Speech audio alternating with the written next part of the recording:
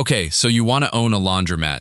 You've driven past one 100 times, rows of machines humming quietly behind a glass storefront, a few people scrolling their phones while their clothes spin, nobody behind a counter, no one taking orders, barely anyone even inside.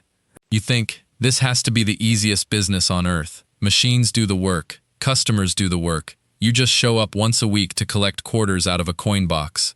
That is the picture in your head right now. And I need you to hold on to it for one more minute, because the real financial story of owning a laundromat is nothing like a coin box full of easy money, and almost nobody explains what is actually sitting underneath that quiet, empty-looking storefront. By the end of this video, you are going to understand exactly why laundromats are one of the most misunderstood cash businesses in the country, and why the ones that quietly print money look almost identical from the outside to the ones slowly bleeding their owner dry.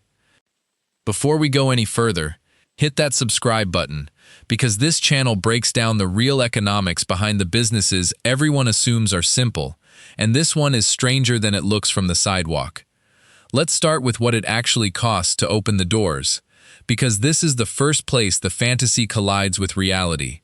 A brand new coin-operated washing machine built for commercial use, meaning it can survive hundreds of loads a week without breaking down, runs somewhere between $2,000 and $8,000 per unit, and a commercial dryer typically costs between $1,500 and $4,000 depending on capacity. A modest laundromat needs at minimum 20 to 30 washers and a similar number of dryers just to operate at a functional scale, which means the equipment alone, before you have leased a single square foot of space, can run anywhere from $80,000 to $250,000. Then there is the build-out. Commercial plumbing capable of handling dozens of machines running simultaneously requires industrial-grade water lines and drainage that most retail spaces simply do not have installed, and retrofitting a building to support that can cost $50,000 to $150,000 depending on the condition of the space. Add commercial-grade electrical panels to run that many machines at once. Proper ventilation for the dryers, security cameras since laundromats are frequently unattended for hours at a time, and change machines or card payment kiosks, and a ground-up laundromat build can land anywhere between $250,000 and $600,000 before a single customer has ever fed a quarter into a slot. Buying an existing laundromat is usually cheaper up front, often somewhere between $100,000 and $400,000, depending on location and equipment age. But here is the detail almost every first-time buyer misses. You are not just buying machines. You are buying whatever condition those machines are already in, and a laundromat full of machines nearing the end of their 15-year lifespan is a very different purchase than one that was recently renovated, even if the sale price looks nearly identical on paper. Now here's where it gets interesting, because the equipment cost is honestly the easy part to understand. The real financial commitment of owning a laundromat is not the upfront number, it's a recurring monthly reality that runs whether a single customer walks in or not, and this is exactly where the passive income fantasy starts to fall apart. Water and sewer costs are the single largest recurring expense in this business, often larger than most owners expect, because a busy laundromat can use anywhere from 2,000 to 5,000 gallons of water a day. And in cities where water and sewer rates have been climbing steadily for years, that single utility line item can run $3,000 to $8,000 a month for a mid-sized location. Gas or electricity to run the dryers is the second major cost, since drying a single load requires sustained heat for 30 to 45 minutes, and across dozens of machines running through peak hours on a Saturday, that adds another $1,500 to $4,000 a month depending on your region's utility rates. Then there is rent, and because laundromats need significant square footage, plumbing infrastructure, and parking, commercial lease rates for a suitable space typically run $3,000 to $10,000 a month, depending on the market. And unlike a lot of small businesses, you genuinely cannot downsize this footprint without losing machine capacity and revenue along with it. If you've subscribed already, thank you, and if you haven't yet, this is genuinely the moment. Because what comes next is the part that decides whether a laundromat becomes a quiet cash machine or a slow financial leak nobody notices until it's too late. Let's talk about machine downtime, because this is the single biggest hidden risk in this entire business, and it is almost invisible until it happens to you. Picture this. You own a laundromat with 28 washers, and business has been steady for 2 years. Then one week, 3 of your largest capacity washers, the ones customers use for comforters and bulky loads, break down within days of each other because they were all installed around the same time and have simply reached the end of their mechanical life together. A commercial washer repair can run $200 to $800 per incident for something relatively minor, but a full replacement of a large capacity unit costs $6,000 to $9,000, and now you are looking at potentially $20,000 in replacement costs arriving all at once, not spread conveniently across the year. And here is the part that makes it worse. While those machines sit broken, you are not just losing the revenue those specific machines would have generated, you are losing customers who walk in, see an out-of-order sign, and simply drive to the laundromat down the street instead. And habits in this business are sticky, meaning a customer who switches locations because your machine was broken on a random Tuesday might never come back at all. This is exactly why experienced laundromat owners treat equipment replacement as a rolling, ongoing expense rather than a one-time purchase, typically setting aside 8 to 12% of gross revenue every single month, specifically for machine repair and replacement. Because machines installed together tend to fail together, and an owner who does not plan for that gets blindsided by what feels like a random catastrophe, but is actually a predictable mechanical reality. This connects to something almost nobody explains to first-time buyers before they sign the lease. The age and condition of the equipment matters just as much as the location itself.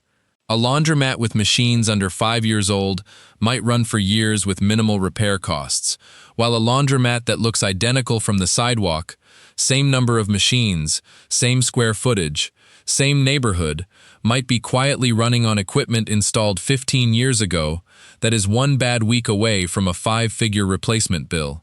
This is exactly why a proper equipment inspection, checking the actual install dates and maintenance history of every single machine, is one of the most important steps before buying an existing laundromat, because a great-looking storefront can be hiding a ticking mechanical time bomb that the current owner is very motivated to sell before it goes off.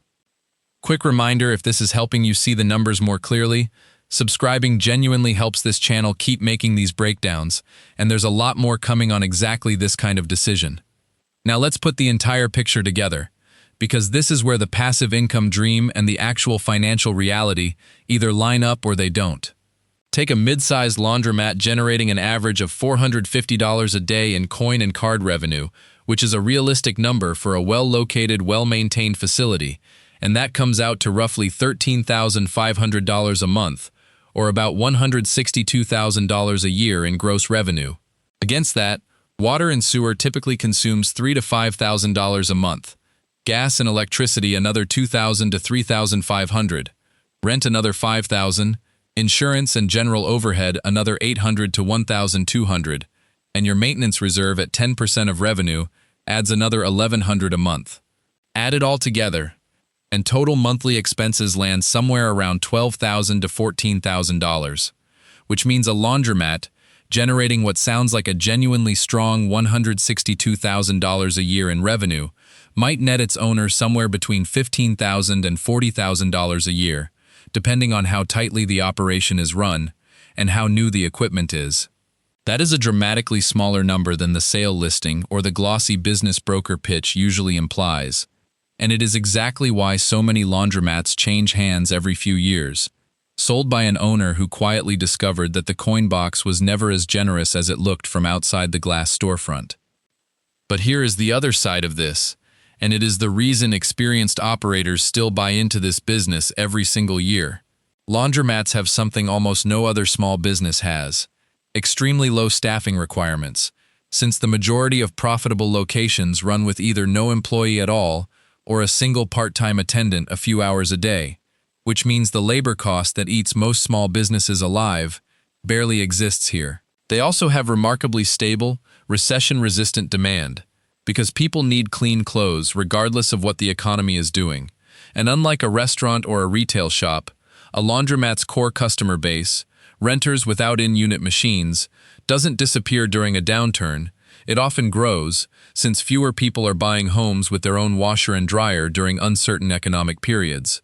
The owners who genuinely succeed in this business are the ones who treat it less like a coin box and more like an industrial operation, negotiating better utility rates, replacing machines proactively on a rolling schedule instead of waiting for a catastrophic failure, adding card payment systems and mobile apps that increase both revenue per visit and customer retention, and sometimes layering in wash and fold service for a premium price that carries dramatically higher margins than self-service alone.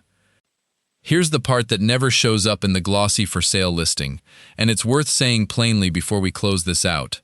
A laundromat can absolutely be one of the closest things to real passive income that exists in small business ownership.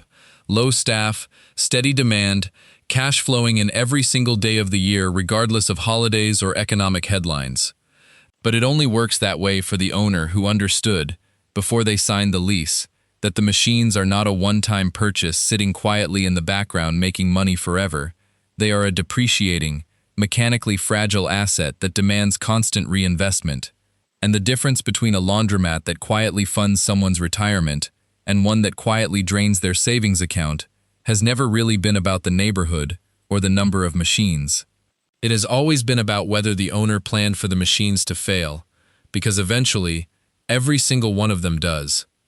If this video helped you see what's actually happening behind that quiet glass storefront, do yourself a favor and subscribe, because we break down the real numbers behind the businesses people assume are simple, and this is exactly the kind of thing nobody tells you before you sign the lease.